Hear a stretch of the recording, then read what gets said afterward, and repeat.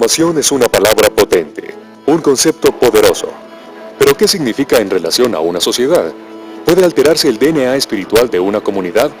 ¿Qué clase de características produce este nuevo esquema?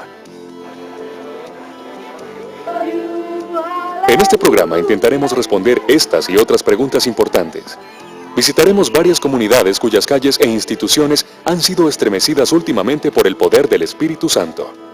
Examinaremos tanto las causas como los efectos de este impresionante fenómeno. Para llevarnos en este viaje, nos hemos unido al notable investigador George Otis Jr., un hombre que ha pasado años leyendo las señas en el camino a las transformaciones de las comunidades. Las transformaciones de las comunidades es un concepto con el que luchan muchos cristianos, pero ¿de dónde proviene esa incapacidad? Mi propia observación es que viene en gran parte de las limitaciones de nuestra propia experiencia de vida.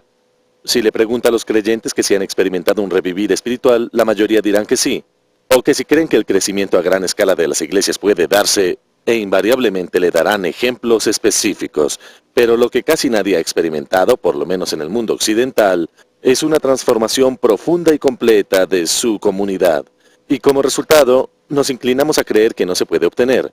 ¿Pero es esta una presunción válida? Quiero invitarles a viajar conmigo a 4 comunidades que han sido alteradas profundamente por el poder del Espíritu Santo. 4 comunidades que ofrecen un ejemplo brillante de lo que puede suceder cuando Dios llega a la ciudad.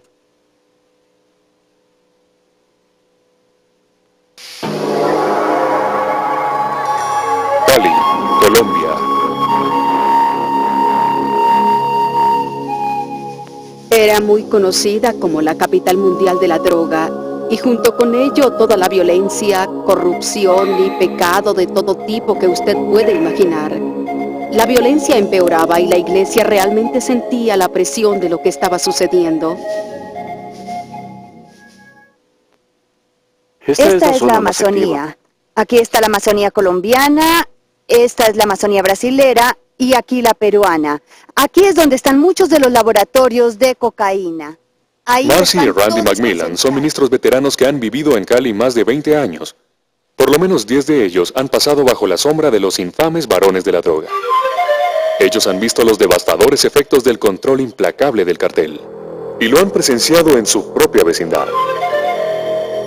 Cuando el dinero ilícito de la droga comenzó a fluir en Cali en los años 80, los varones de la droga se mudaron al refinado vecindario de los McMillan, comprando cuadras enteras de haciendas lujosas.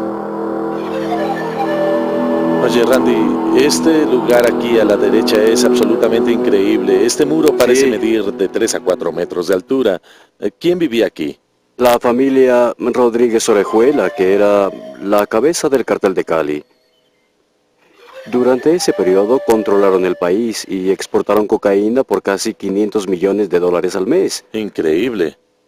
Era lo que producían al mes en un mes regular. Vaya. Sin nada especial, absolutamente nada. Durante ese tiempo la seguridad y las paredes eran absolutamente todo para ellos. Paranoia, tenían sí. paranoia y temor.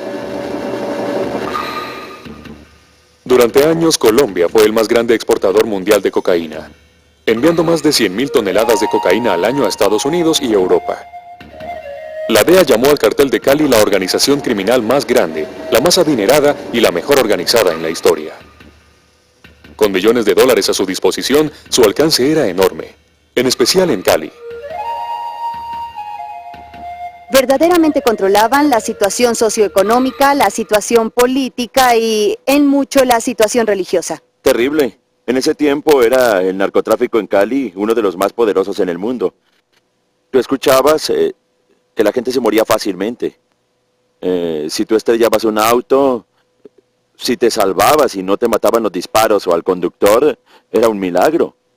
Y se andaba con mucho temor a los lugares públicos. El narcotráfico y el que maneja este negocio, el poder de ellos tocó todas las esferas, tanto a nivel político, decisiones políticas importantes para el país se vieron manipuladas por los dineros del narcotráfico. Influencias, en todos los aspectos, tocó absolutamente todo. Esta es tan solo una de las 1,200 propiedades que ellos poseían en Cali. Y no Caminar solamente libremente esto, por las calles que poseían una vez presenciaron absolutamente tanto muchas terror cosas. es testimonio de los sorprendentes cambios que han llegado a Cali. Pero ¿en dónde comenzó todo? Esta historia, como todas las crónicas de transformación, está arraigada en el corazón de los intercesores, los hombres y mujeres que tuvieron oídos para escuchar lo que Dios decía. Dios nos habló para que fuéramos a Cali. Ruth Roybal y su esposo Julio llegaron a Cali en 1978. Se sintieron desolados ante la completa oscuridad que cubría la ciudad, pero Julio estaba convencido que si la gente de Dios se unía en oración, el yugo del enemigo sería roto. Solo había un problema. Nadie quería hacer eso.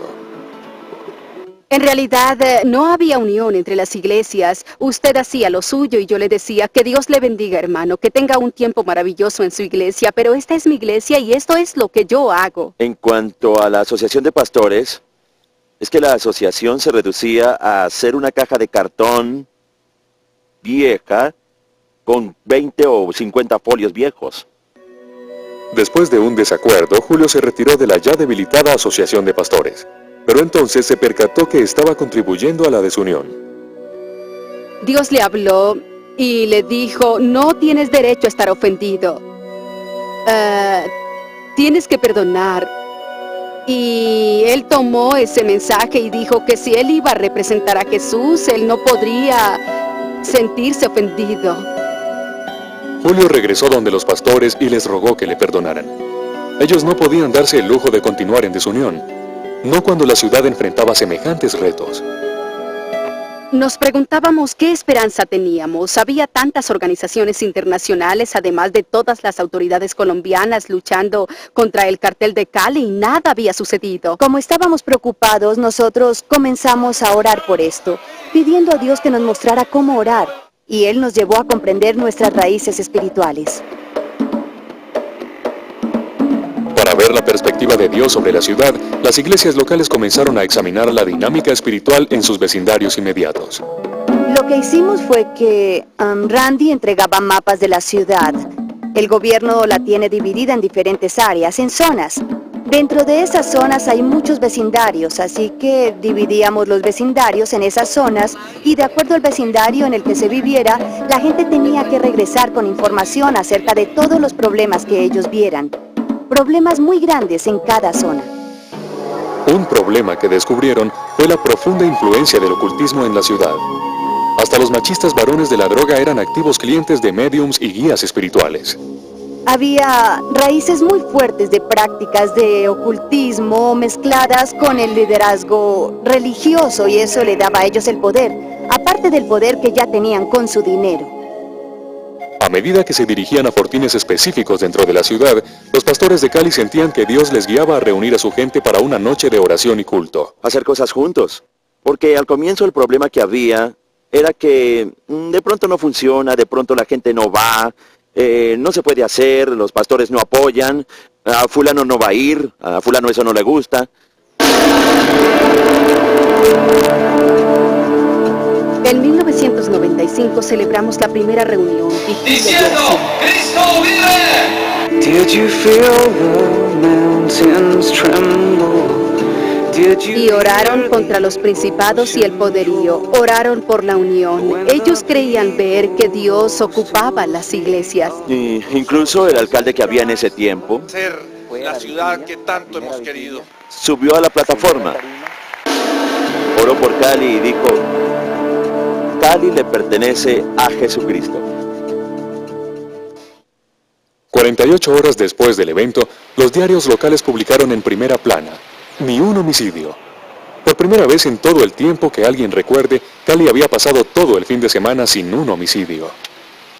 Un evento notable en una ciudad acostumbrada a ver más de 15 asesinatos diarios. Después de estos grandes eventos, estos eventos de oración, siguieron los eventos de oración en común y fue cuando comenzamos a ver resultados. Y 10 días después cayó el primer varón de la droga. Dios estaba cambiando la ciudad. Watch you heavenly gates, prepare the way of the risen Lord. A Animados por el impulso espiritual generado por la primera vigilia de oración, los líderes de las iglesias decidieron alquilar la instalación más grande de la ciudad, el Estadio de Fútbol Pascual Guerrero, con capacidad para 55,000 personas. Su fe fue ampliamente recompensada con más de 60,000 creyentes que asistieron para orar sin importar todas las denominaciones.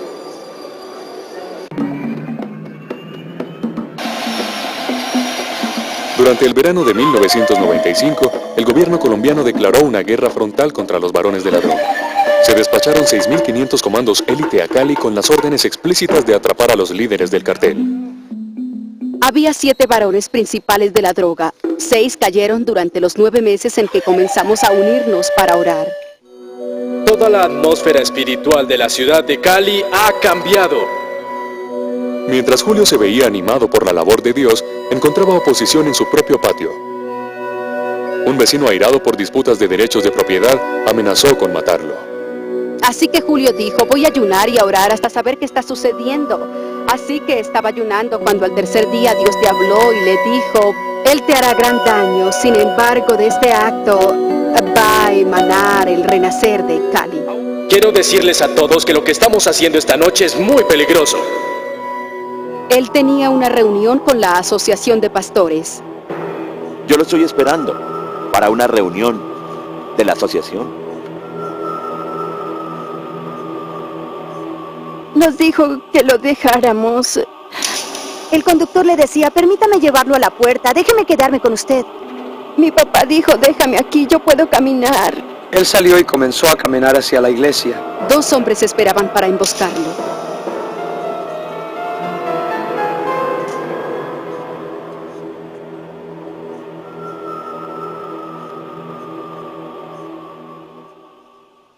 Fue la última vez que lo vi.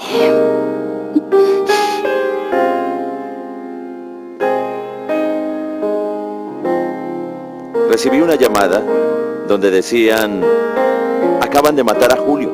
Yo dije, no, ¿cómo van a matar a un pastor? Así que fui al lugar pensando que estaba herido, que lo llevan a una clínica y luego pues dicen, no, el Señor hizo un milagro, se salvó. Pero cuando llegué estaba allí, tendido sobre su costado como un bebé. Julio, el ruidoso, el activo, el hombre que no podía permanecer sentado, estaba tendido allí como un bebé. La primera vez que me dijeron acerca de ello entré en shock. Uno no puede creer que ha sucedido. Y a medida que me acercaba, su cuerpo estaba todavía en la calle. Había un charco de sangre alrededor de su cabeza en donde le habían disparado. El verso que me vino a la mente por el Espíritu de Dios es: preciosas son ante los ojos de nuestro Señor las muertes de los santos. Llegué donde Él y me senté a su lado. Sabía que estaba en Tierra Santa y solo dije: Señor, sé que tú conoces todo lo que hay en nuestros corazones. Por eso te tengo que decir, está bien con mi alma. Esto es lo que querías y está bien con mi alma. Estremecidos y luchando para comprender los propósitos de Dios en esta tragedia, cientos de cristianos se reunieron en el funeral de Julio, incluyendo a muchos pastores que ni siquiera se hablaban entre ellos. Y todos los pastores vinieron y nos abrazamos, haciendo un pacto de solidaridad, diciendo que no permitiríamos que las cosas se interpusieran entre nosotros.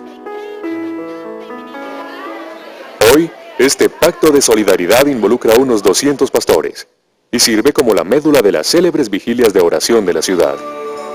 Ha llevado a una profunda transformación de la ciudad. La corrupción se ha reducido de manera dramática. Los carteles de droga han sido desmantelados en esta ciudad. Hay unas 60,000 personas y han venido a pasar toda la noche orando para que Dios continúe con el trabajo maravilloso que ha estado haciendo en la ciudad desde hace 36 meses consecutivos.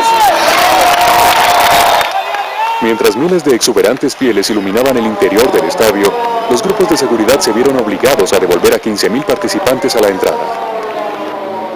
Sin importarles esto, los que llegaron tarde formaron una marcha espontánea de alabanza que rodeó el estadio durante horas. Lo que usted está viendo aquí hoy en el estadio es un milagro. Usted sabe que hace algunos años habría sido imposible para los evangélicos reunirse de esta manera. Pero Dios está elevando su iglesia nuevamente. Aleluya. Y vamos a suplir esa necesidad en nombre de Jesús. Aleluya. Esto es lo que está sucediendo hoy en Colombia. Aleluya. Esto es algo que los pastores e intercesores en los Estados Unidos y en Europa, por todo el mundo, deben ver. Esto es lo que Dios está haciendo en nuestro día. And we can see that God's moving, the mighty river through the nation, and young and old will come to Jesus. Bring what you heavenly gates, prepare the way of the risen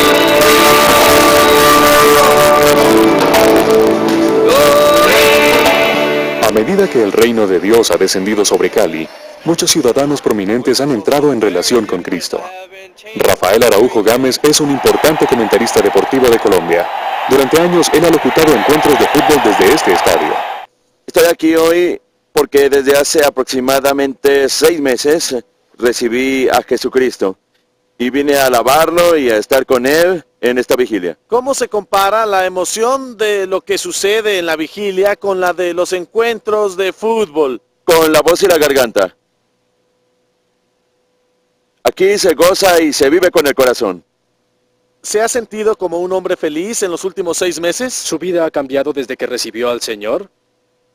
Sí, diferente, gozoso, muy contento, diferente. Esto es genial. El Señor obra en todos. Me siento diferente. Es una vida diferente.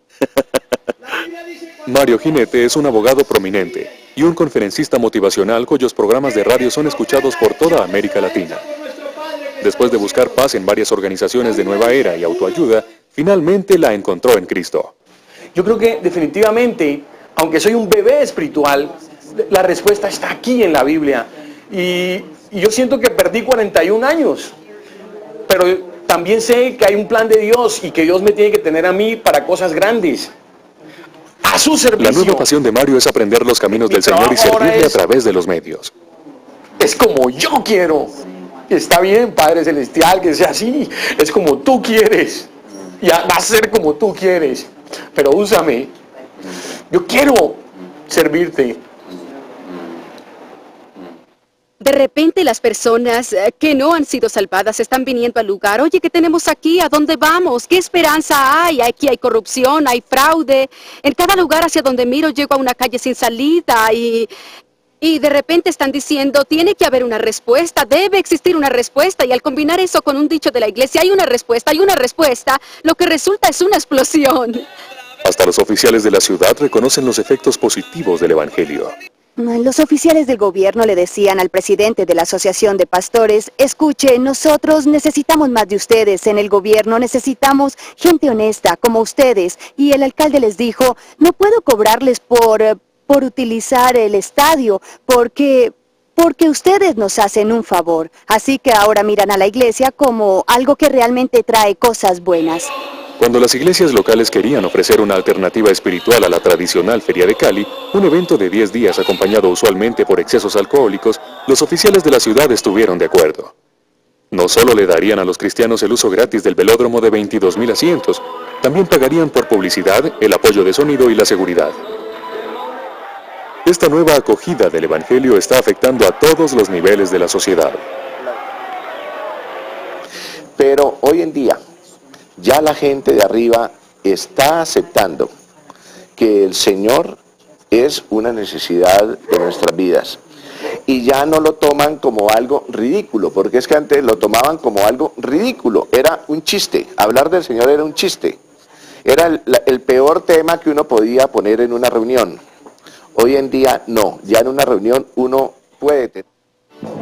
El crecimiento explosivo de la iglesia está en todas partes de la ciudad, cruzando las líneas de denominaciones. Pregunte a los pastores cuáles son sus estrategias y ellos dirán, no tenemos tiempo para planear. Estamos demasiado ocupados subiendo las redes a nuestros botes. Y los números están creciendo. Una iglesia alberga a más de 35,000 personas. Todos no caben al tiempo, así que lo que hacen los domingos es tener 7 servicios. Tienen uno a las 7 de la mañana, uno a las 9, uno a las 11, a la 1, a las 3, 5 y 7 de la noche. Ha sido una explosión, especialmente en esta iglesia. ¿Y eso está sucediendo en otras iglesias también? Está sucediendo en otras iglesias. Casi cada iglesia en Cali está creciendo tanto como esta. Hay hambre por Dios en todas partes. Me refiero a que se puede hablar con cualquiera en cualquier parte de esto. Los líderes de la iglesia creen que esa hambre espiritual es resultado directo de su solidaridad y oración ferviente. Es un proceso que continúa con el arrepentimiento y la reconciliación, derribando las barreras al evangelismo. Creo que ahora la iglesia está muy unida y que no es solamente toda esa problemática la que está empezando a hacer que la gente se esté acercando a Dios, sino que es Dios mismo actuando en la ciudad. Es interesante que el Señor escogió a la ciudad de Cali, una ciudad que estaba controlada y manipulada por dineros ilegales, por los varones de la droga, por la corrupción. Esa sería la ciudad menos probable para escoger y sin embargo Dios escogió a la ciudad de Cali. Y yo creo que Dios lo hizo a propósito para mostrar al mundo entero y al liderazgo de las ciudades de este mundo que Dios puede transformar la comunidad si la comunidad se arrepiente. El renacimiento que Julio profetizó antes de su muerte ha comenzado. Hoy su familia celebra la recién descubierta unión de la iglesia, y las multitudes que llegan ansiosas ante Cristo se sienten consoladas y honradas de haber sido partícipes. Nos dimos cuenta que Dios nos había confiado con la tarea más grande que cualquiera podía hacer, y eso era darle un mártir muy cercano a Jesucristo. Nos percatamos que eso colocaba una gran responsabilidad sobre nosotros también para exaltar su nombre, porque nosotros sabíamos que Dios hacía algo más grande. Con su muerte, es como si nos animara a querer hacer lo mismo, ofrecer nuestras vidas por el Señor y no tan solo morir por Él, sino vivir por Él. Eso puede ser más duro que morir por Él.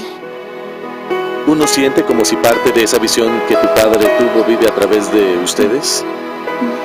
Sí, es parte de nosotros. Sí. Julio solía decir, soy inmortal hasta que haya hecho todo lo que Dios tiene para mí. Y si se le preguntara a él, si usted pudiera hablar con él y le preguntara, ¿valió la pena? Él diría que sí, porque es allí en donde su corazón estaba. Lo que todos creyeron que era imposible, lo que todos pensaban que era humanamente imposible, yo atestigo ante Dios y ante ustedes esta noche que nada es imposible para Dios. Nada es imposible para Dios. Creo que Dios hace algo nuevo, no solo en la ciudad de Cali, no solo en la nación de Colombia, sino hoy en día por todo el mundo. Si esto es lo que la iglesia tiene en el futuro, yo quiero ser parte de ello.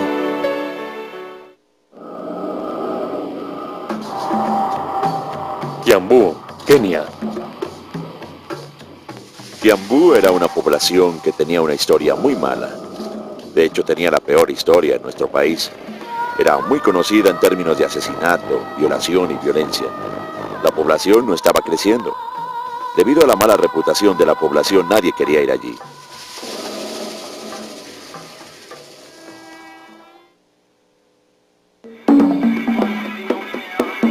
Hacia finales de 1980, este angustiado suburbio de Nairobi se había convertido en uno de los lugares más peligrosos y opresivos de Kenia. Los bares y sitios ilícitos superaban en número a las iglesias y a los almacenes. Alimentado por un río de alcohol, el promedio de crímenes en Kiambu se elevó hasta ser el peor de la nación. Nadie, en especial las mujeres, se atrevían a salir en la noche. Los trabajadores oficiales sobornaban rutinariamente para no ser enviados a Kiambu. Después de años de esfuerzo en esta población de 65,000 habitantes, ninguna iglesia había podido crecer más allá de unas cuantas docenas de miembros. Como lo dijo un cansado pastor, aquí enseñamos el evangelio, pero la gente no se salva. El Señor me habló, y a mi esposa, en 1988, y nos dijo que viniéramos a Kiambu y que construyéramos su iglesia. Los ministros itinerantes, Thomas y Margaret Murphy, no estaban exactamente entusiasmados cuando Dios los llamó a la ciudad de Kiambu. Ellos sabían que construir una iglesia en este notorio cementerio de ministerios no sería fácil. De hecho, sus ministros colegas en Nairobi pensaron que toda la idea era loca y no dudaron en decirlo así. Pero los Mudis se dieron cuenta que para tener éxito solo necesitarían identificar y confrontar la fuente de la opresión espiritual en Kiambu. Encontramos que la Biblia dice en Efesios 6:12, no luchamos contra carne y sangre, sino contra poderes, principados. Así que nuestros problemas no eran la gente en la población. Nuestro problema era lo que el demonio le hacía a la gente. ¿Por qué los mantiene de esta manera? Durante 6 meses, los Mudis se comprometieron a la oración ferviente y a la investigación diligente. Así que le pedimos a Dios cuál es la raíz de la causa. Oramos, ayunamos, y el Señor nos mostró un espíritu de brujería que se paseaba por el lugar. Ellos descubrieron que muchas de las cosas que sucedían en Kiambu estaban ligadas a una poderosa mujer llamada Mama Jane. Aunque fingía ser cristiana y hasta llamaba a su casa de adivinación Clínica Emanuel, su negocio era la brujería pura. La clientela de Mama Jane incluía a los principales hombres de negocios y a los políticos de la ciudad que venían a que les predijera su fortuna. Percatándose de que Kiambu estaba en las manos de fuerzas poderosas y malévolas, los Mudi comenzaron a presionar a Dios.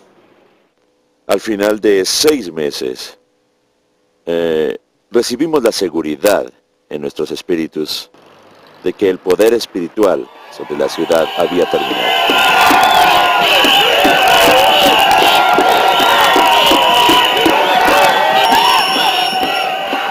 Aprovechando la oportunidad, Thomas condujo su primera cruzada al aire libre.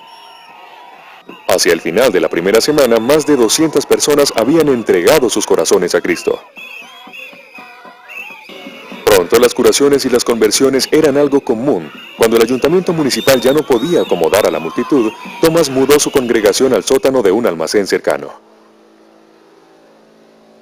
Llenó con intercesiones las 24 horas del día. Le llamaron muy pronto la Cueva de la Oración. Angustiada por estos acontecimientos, Mama Jane comenzó a contraatacar a través de la brujería dirigida. Una fuerte opresión cayó sobre los servicios de culto y de oración y permaneció hasta que los ancianos descubrieron el trabajo de Mama Jane afuera de la iglesia. Dándose cuenta que trataban con influencias demoníacas, los creyentes tomaron cartas en el asunto. Elevamos nuestras manos una mañana y pedimos que o se salvara o dejara la ciudad. A los pocos días, Mama Jane perdió su poder. A las pocas semanas empacaba y se iba de la ciudad. Una vez el poder de la brujería, el principado que existía sobre Kiambu fue quebrado. Entonces, la presencia de Dios procedió a descender sobre la ciudad. Todo el ambiente cambió. En donde una vez la gente sentía temor de salir por la noche, Kiambu ahora disfruta de uno de los promedios de crímenes más bajos en el país. Los bares locales han cerrado y se han remodelado como iglesias. La ciudad ha florecido. Hemos visto un cambio real. Y con la presencia de Dios, por supuesto, llegan muchos cambios. Favores, prosperidad. Eso es lo que vemos hoy. Ahora que Kiambu tiene un buen nombre, la gente de Nairobi se apresura a comprar casas aquí. La población ha aumentado en un 30%.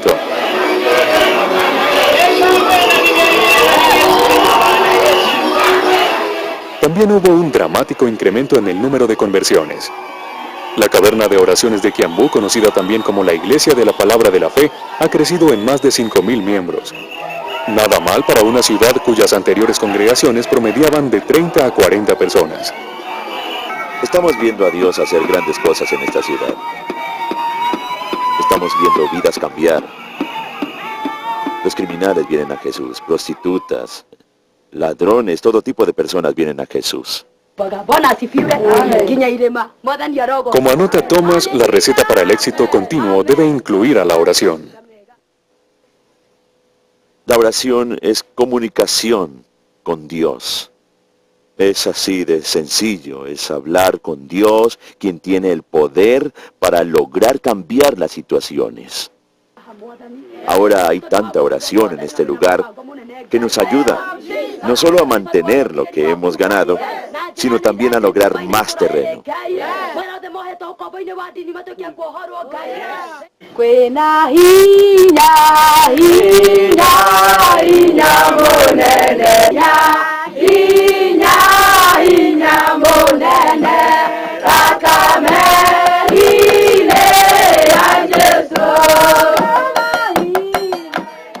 Cada día más de 400 intercesores se reúnen para orar. La rutina comienza a las 6 de la mañana. La llaman Gloria de la Mañana. Esto es complementado con las vigilias de oración nocturna de los viernes y los miércoles. Las reuniones de oración se llaman Operación Tormenta de Oración. La oración genera un poder. Me refiero a que es extraordinario, es un poder que transforma. Lo he visto transformar esta ciudad. Si Dios lo puede hacer en Kiambú, lo puede hacer en cualquier parte del mundo.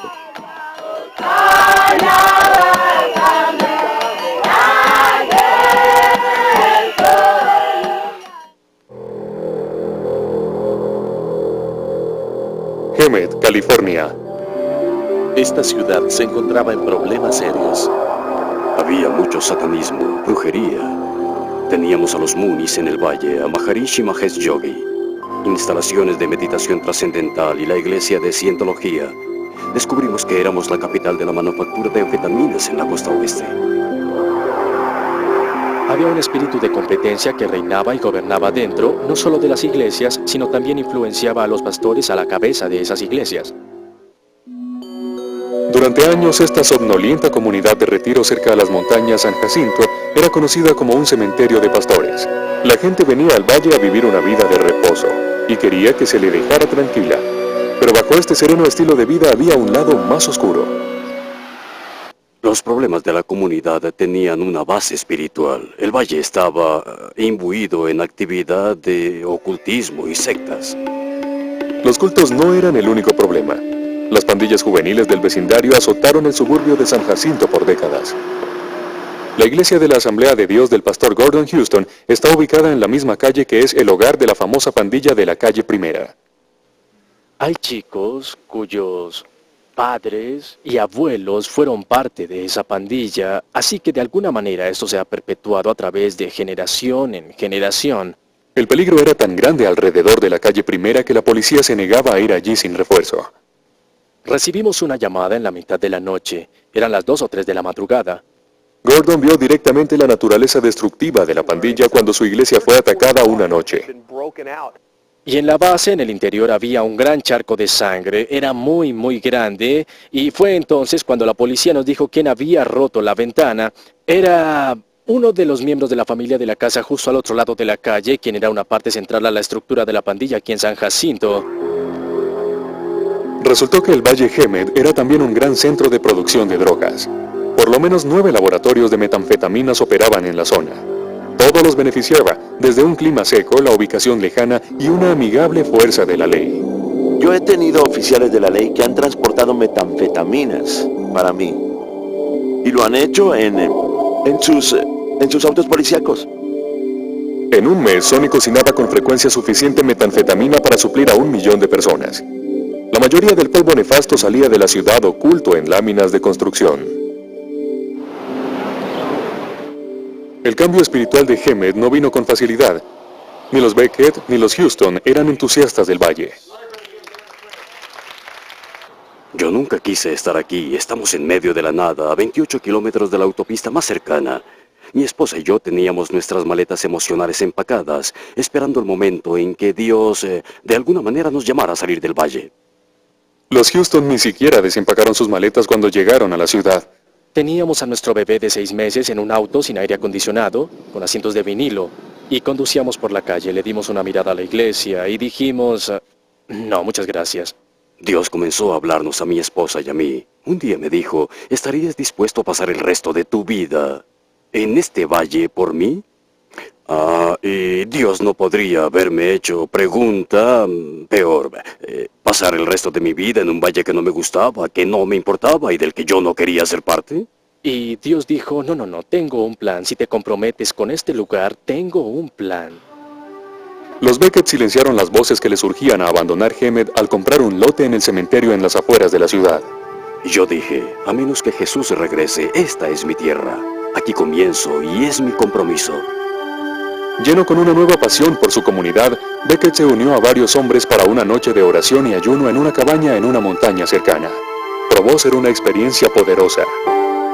Sabíamos que habíamos tocado algo en el reino del Espíritu que sería muy significativo para nuestro valle.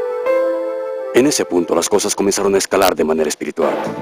Los investigadores empezaron a proveer a los intercesores con datos actualizados sobre los problemas que azotaban a la comunidad. Los intercesores en nuestra iglesia han utilizado un mapa espiritual para ayudarnos a enfocarse en ciertos temas. Si no se sabe en dónde está el problema, no se puede evaluar. El mapa espiritual nos trae a un lugar de conocimiento e información. Si tengo una base de temas que sé que son fuertes en mi ciudad, entonces Dios tiene la habilidad de hablar a mi corazón para decirme, reúne a los intercesores y ve en pos de esto. Pronto, un coro de intercesión informado estaba dando impresionantes resultados.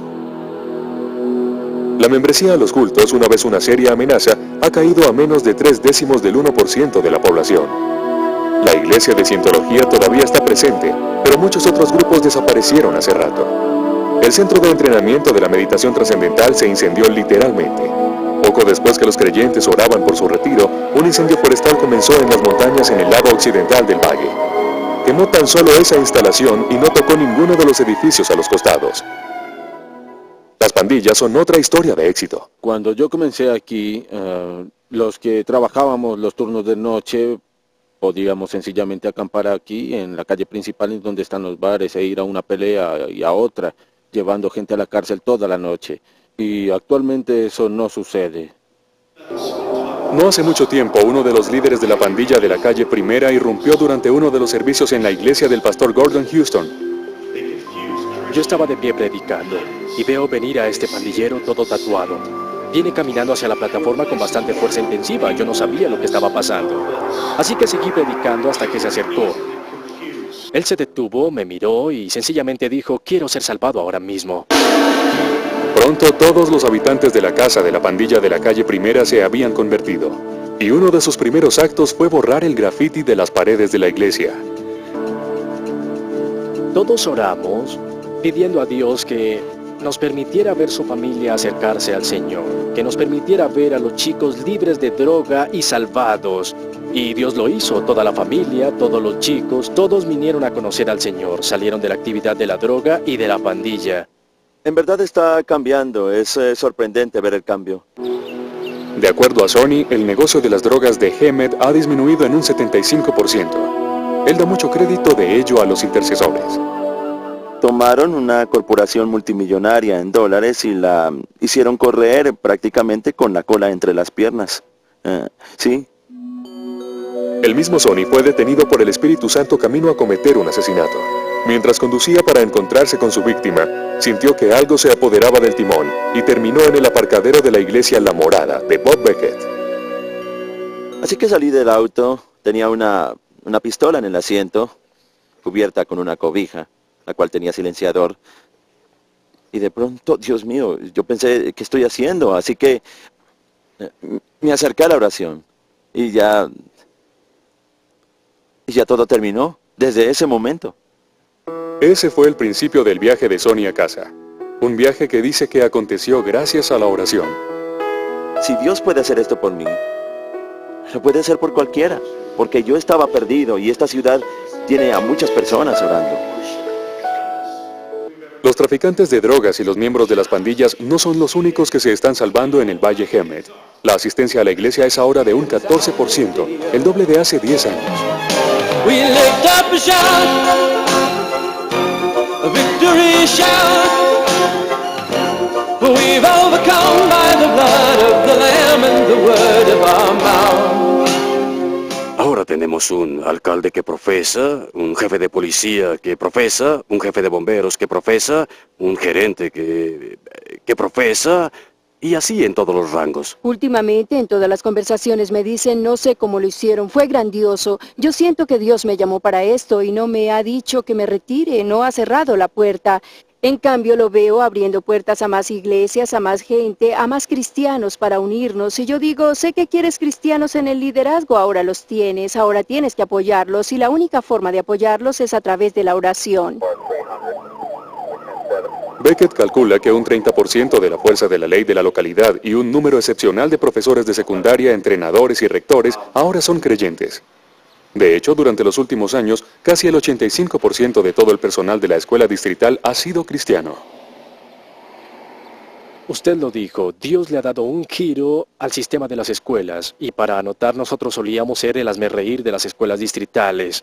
Nadie quería enviar a su hijo a estudiar aquí. Ahora nuestros estudiantes tienen uno de los promedios académicos más altos y uno de los promedios de deserción escolar más bajo en todo el oeste de los Estados Unidos. En la escuela y en todas partes de la comunidad las personas trabajan en conjunto y son lugares espirituales, y hemos tomado las batallas contra el lado oscuro y trazado una línea y dijimos que íbamos a reclamar la comunidad, y de eso se trata, de trabajar juntos.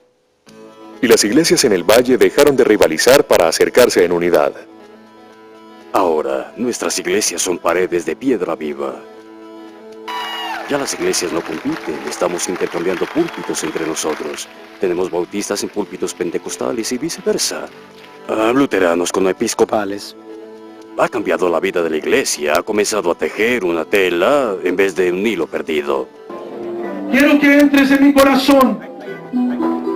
I open the doors of my heart. Recientemente, varias docenas de iglesias de la zona de Hemet copatrocinaron una caravana de la esperanza, en donde miles de ciudadanos de la comunidad recibieron comida gratis, ropa y también exámenes médicos, junto con una buena dosis del amor de Dios. Esta es tal vez una de las cosas más grandes que le ha pasado a nuestro valle en años recientes. De esto se trata la iglesia. No se trata acerca de sentarse dentro de 4 paredes. Es acerca de entrar y tocar las vidas de las personas en donde estén. Atraídos por este amor proactivo, más de 300 gays le dieron su amor a Cristo. Esto ha sido fenomenal. Me ha abrumado el número de personas que han venido, que han respondido.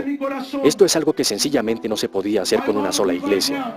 Se precisó de todos nosotros para poder hacer algo así. No seré responsable ante Dios por la manera en que traté a mi iglesia.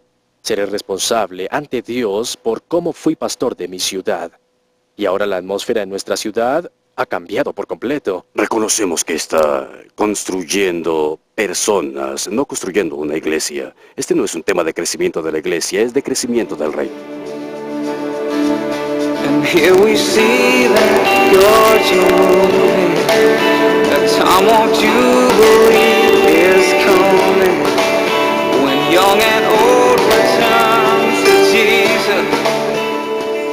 Hemet no es una ciudad perfecta, y posiblemente no lo será nunca, pero Hemet está definitivamente en el proceso de la transformación. La transformación está sucediendo, no es la misma comunidad del pasado.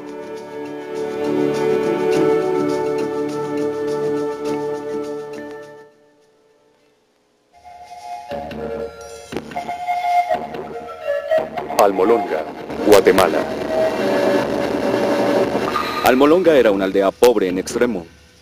Esta era una comunidad en pobreza total y con adicción al alcohol. Violencia, ignorancia, brujería, ocultismo, idolatría. En unos cuantos kilómetros estaremos entrando en la ciudad de Almolonga.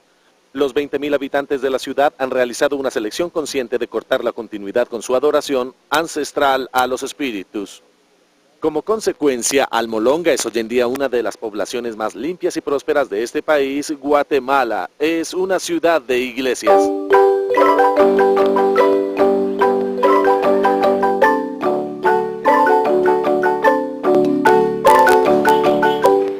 Muchos citan a Almolonga como un ejemplo mundial de transformación comunitaria. Puede que lo sea. Tanto como 8 de cada 10 de sus residentes se consideran ahora cristianos renacidos. Pero no siempre fue así.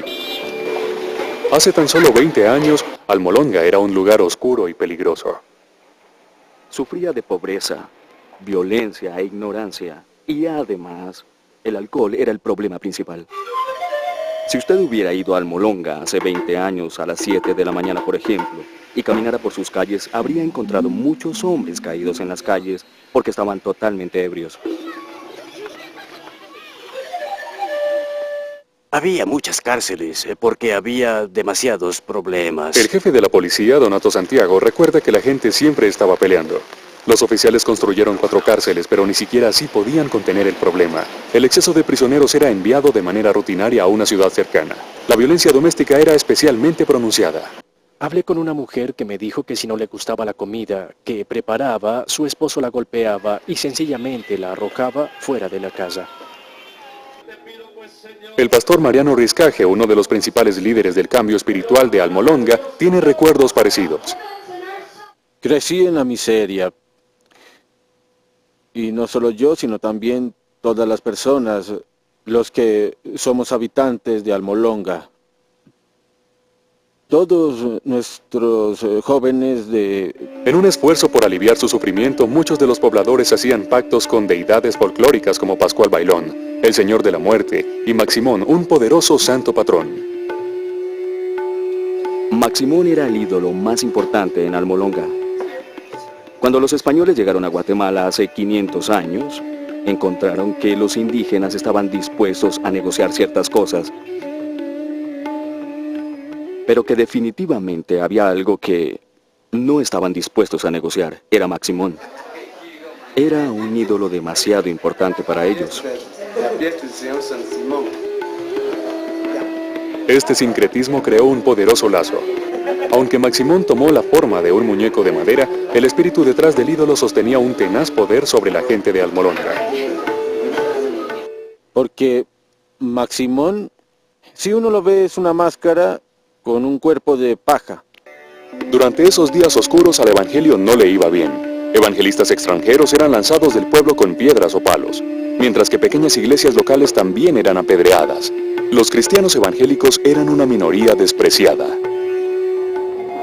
En una ocasión, 6 hombres colocaron una pistola en la garganta de Mariano.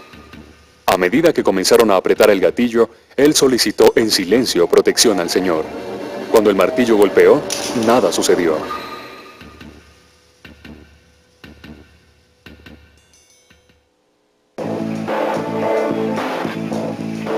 Salvado de la muerte, el pastor Riscaje convocó a su pequeño rebaño a la oración.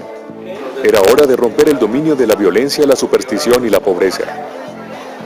A medida que los intercesores elevaban sus peticiones hacia el cielo, se colmaron de una fe sobrenatural. Le dijimos al Señor, no es posible que nosotros seamos insignificantes. Cuando en tu palabra encuentro que hemos sido levantados para ser cabezas y no colas. La gente comenzó a ser salvada, hombres venían a la iglesia, fue una bendición tremenda, un renacimiento, así lo llamaría yo.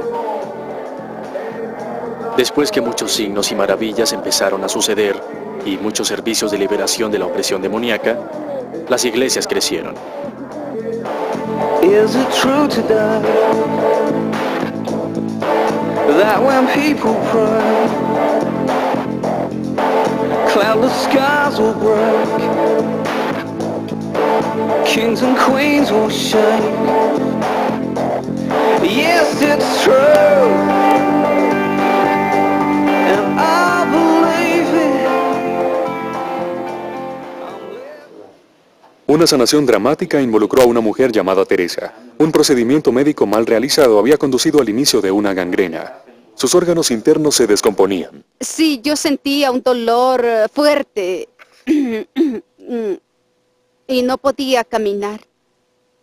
Cada día que pasaba ella empeoraba más, así que decidimos organizarle su funeral porque ya no había esperanza para ella. La casa estaba llena de miembros de la familia y de vecinos. Todos pensábamos que ella iba a morir. El olor de la muerte se sentía en todas partes. Levántate. Yo me acerqué y le dije, Teresa, en el nombre de Jesucristo, levántate. Y dije, Espíritu, vuelve a ella. Y al instante ella se levantó sin enfermedad. Yo estoy contenta, muy feliz. Ella dice que vio una luz brillante y cuando abrió los ojos vio al pastor. Después de que presenciaron el milagro, mi madre y mis hermanos se decidieron a convertirse. Con testimonios tan dramáticos, cientos comenzaron a dar su corazón a Cristo. Cuando la gente vio que el Evangelio comenzaba a cambiar vidas, comenzaron a tomar nota. La gente comenzó a sentirse más y más atraída hacia el Evangelio porque vieron la transformación en las vidas individuales. Ahora hay más de 2 docenas de iglesias evangélicas en Almolonga, una ciudad de tan solo 19,000 habitantes.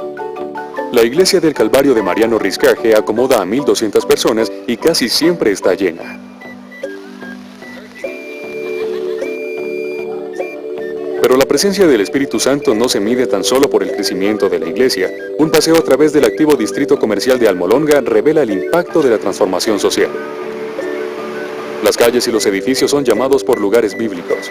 Los extranjeros encuentran extraordinaria esta exhibición pública de fe. Mariano la ve como perfectamente natural. Entonces, ¿cómo vamos a demostrar que amamos a Dios si tenemos vergüenza? Por eso Pablo tuvo un gran respeto por los evangelios. En donde Almolonga una vez estaba llena de bares o cantinas, 36 en total, ahora hay solo 3. Y a medida que la bebida se ha detenido, también la violencia. Durante 20 años el promedio de crímenes en la ciudad ha descendido regularmente. En 1994 cerró la última de las cárceles de Almolonga. El edificio remodelado ahora se llama Salón de Honor. Para el jefe de policía Santiago, estos son buenos tiempos. ¿Y ahora no tiene cárceles en la ciudad?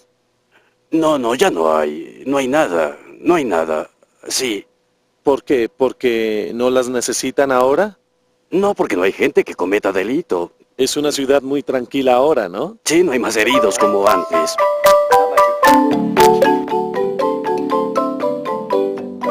Hasta la base agrícola de la ciudad ha renacido. Durante años, las cosechas alrededor de Almolonga sufrían de una combinación de tierra árida y malos hábitos de trabajo.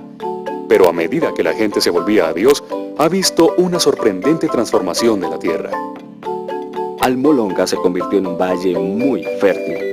Es tan fértil y la tierra es tan buena que produce los mejores vegetales. Hay tanta producción que tenemos 3 cosechas por año. Ellos venden sus vegetales en Guatemala, al sur de México y en El Salvador. Antes del cambio espiritual, los cultivadores exportaban 4 camiones de productos al mes. Ahora salen de la ciudad 40 veces a la semana. Llamada el Jardín Vegetal de América, las cosechas de Almolonga son de proporciones bíblicas. Hay que verlas para creerlo. Las remolachas son de 4,5 libras. Una zanahoria tiene un tamaño impresionante. Es increíble.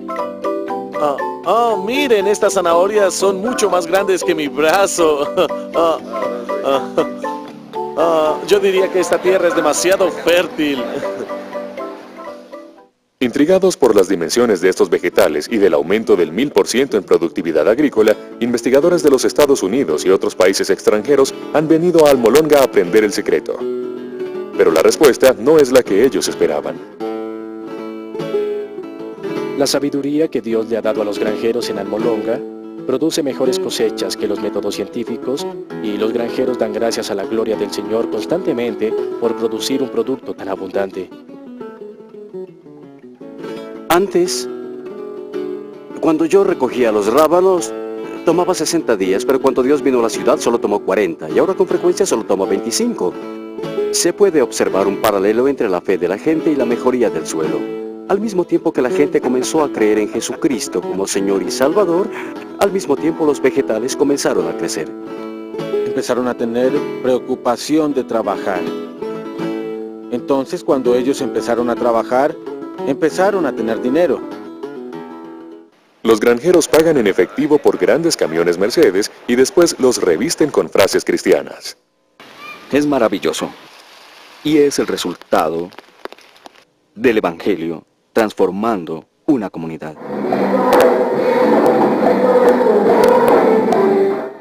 La idolatría y la superstición han huido, dejando tras de sí un pueblo dedicado al culto ferviente y al trabajo honesto.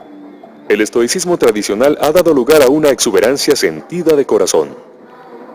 Lo que se tiene son 20 iglesias evangélicas muy activas. muy militantes y muy involucradas en alabanza, culto y demás.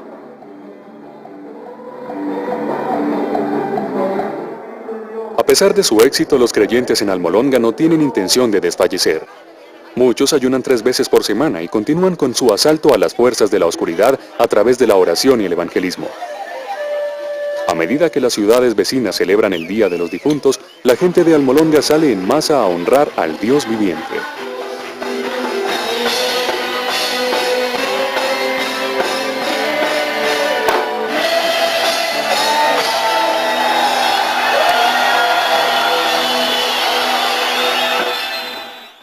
El alcalde renacido de la población da la bienvenida a una muchedumbre de casi 15.000 en la plaza de mercado.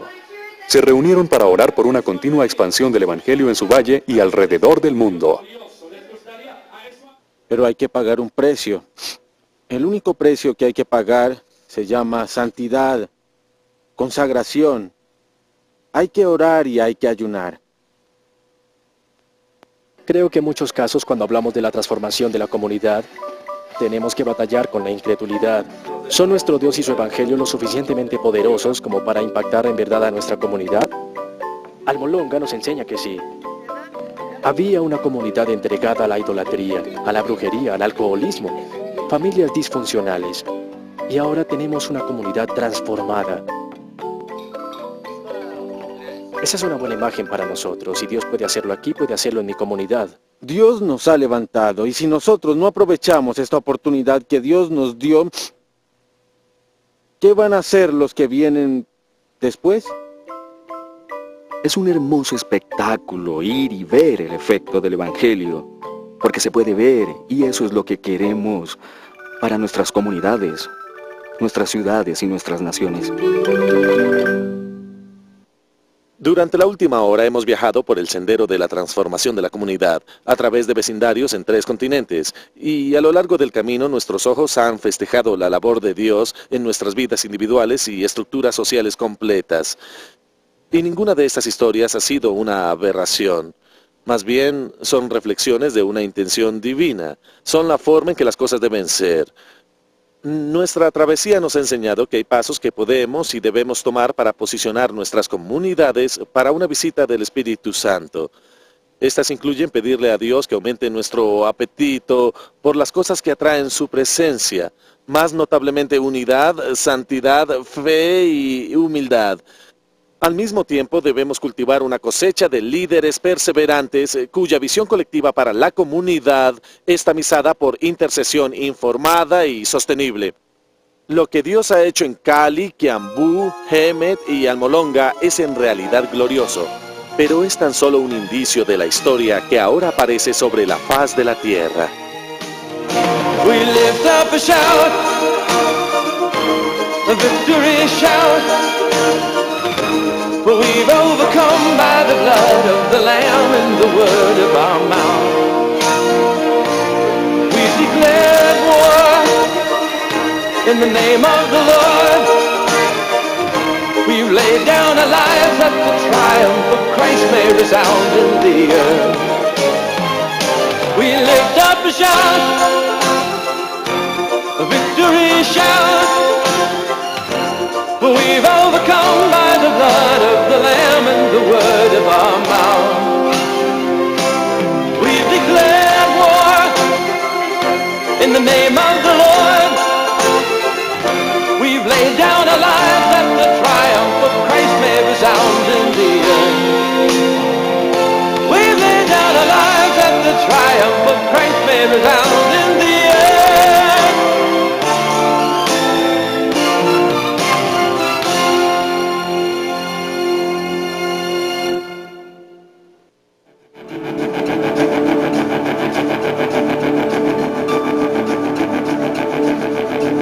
Something is changing.